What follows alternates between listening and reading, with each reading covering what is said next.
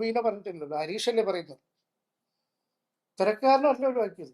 ഈ 5 ലക്ഷം പോരാന്ന് പറഞ്ഞത് 15 ലക്ഷം വേണമെന്ന് പറഞ്ഞുകൊണ്ടാണ് പുള്ളിനെ ഒഴിവാക്കിയത്. ഞാനല്ല ഒഴിവാക്കിയത്, പ്രൊഡ്യൂസറെ ഒഴിവാക്കിയത്. ഇത് സംസാരിക്കാൻ വേണ്ടി ഡയറക്ടർ ജിതിൻ രാത്രി ഹരീഷ് ഖാനെ വിളിച്ചിട്ട് ഹരീഷ് ഫോൺ എടുത്തില്ല. ആ ഡയറക്ടറോട് ചോദിച്ചു നോക്കും, പുള്ളി എത്ര പ്രാവശ്യം പുള്ളിയെ വിളിച്ചു, ഫോൺ എടുത്തില്ലല്ലോ ഇതൊന്ന് സംസാരിക്കാൻ വേണ്ടി.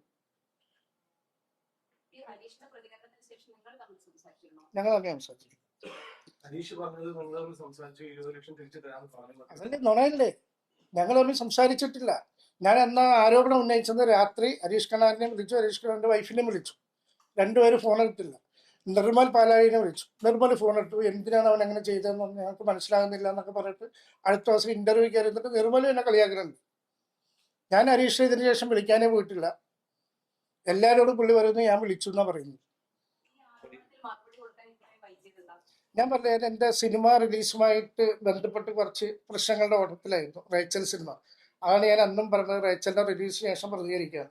പക്ഷെ ഇന്നിപ്പോൾ ഞാൻ ഈ തീരുമാനമെടുത്തത്, ഈ ഒരു ആരോപണം വന്നതിന് ശേഷം എൻ്റെ പിള്ളേർക്ക് മര്യാദക്ക് പഠിക്കാൻ പോകാൻ പറ്റിയിട്ടില്ല. എൻ്റെ മോൻ ഇന്ന് വരെ കോളേജിൽ പോയിട്ടില്ല, അന്ന് നിർത്തിയതാണ് കോളേജിൽ പോകും. അപ്പം ഇനി ഇത് ഞാൻ വെച്ച് താമസിപ്പിച്ച് കഴിഞ്ഞാൽ എൻ്റെ പിള്ളേരുടെ ഭാവി തന്നെ നഷ്ടപ്പെട്ടു. അതുകൊണ്ടാണ് ഞാനിപ്പോൾ ഇത് കയറി ഇന്നത്തെ പ്രതികരിക്കാനുള്ള കാര്യം.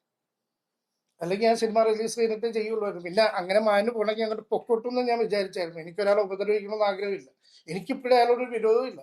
നാളെയും അയാൾക്കൊരു അവസരം വന്നു കഴിഞ്ഞാൽ ഞാൻ തീർച്ചയായിട്ടും അയാൾക്ക് വിളിച്ച് വേഷം പോകും. എനിക്കങ്ങനെ മനസ്സിലാരോടും പയ്യോ ദേഷ്യം എന്നുള്ള ആളല്ല. അതുപോലെ ഒരു ആരോപണം ഉന്നയിച്ചിരുന്നു, താങ്കൾ ഭീഷണിപ്പെടുത്തിയിട്ടുള്ളത്.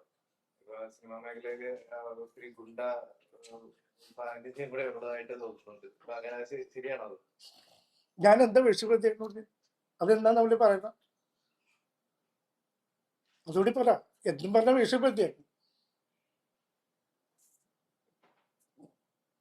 ഇപ്പൊ പ്രതികരിക്കാനുള്ള, അതായത് ഇത്രയും നാൾ വൈകിട്ട് പ്രതികരിക്കാനുള്ള കാരണം ഈ പറഞ്ഞ തിരക്കുകൾ കൊണ്ട് മാത്രമാണ്?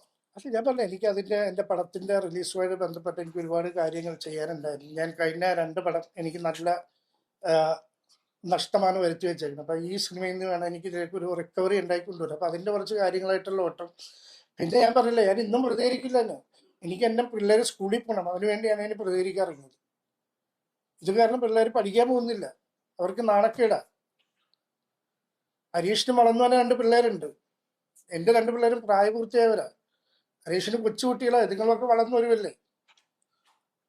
എൻ്റെ മോളുടെ ഇൻസ്റ്റാഗ്രാമിന്റെ താഴെ കൊണ്ടുവന്ന് എന്തെല്ലാം കമന്റ് ആൾക്കാരെ ഇട്ട് കുട്ടിയത്.